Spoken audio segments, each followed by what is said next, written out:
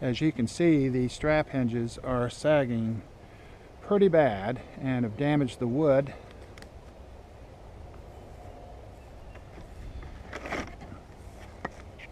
The gate's sagging so bad you can't even open it.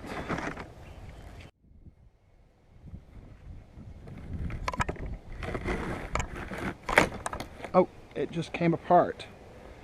The way the GForce hinge works is the gate tries to pull free coming this direction from the top hinge, and the top gate rail, once we cut it out, is going to try to drop. It's going to try to pull this way and it's going to try to drop, and what we're going to do is we're going to transfer that drop with a diagonal brace. We're going to take it as it comes this way and transfer it back down the diagonal brace all the way down towards the GForce hinge on the bottom.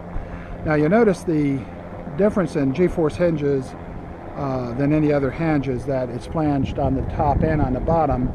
So when you put your 2x4 rail inside of it and secure it with your fasteners, it's permanently joined there until you take it off. And so if I push here, I'll be transferring that push down this diagonal brace, and actually I'll be pushing it inside of the hinge right into this area of the hinge and then back into it.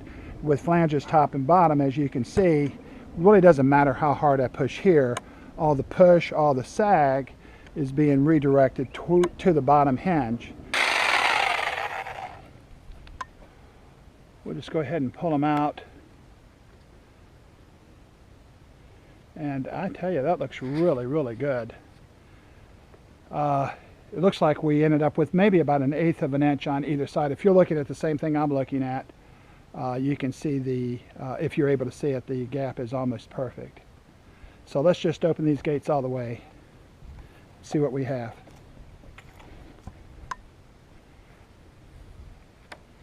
Oh yeah, that's the way you want it to work.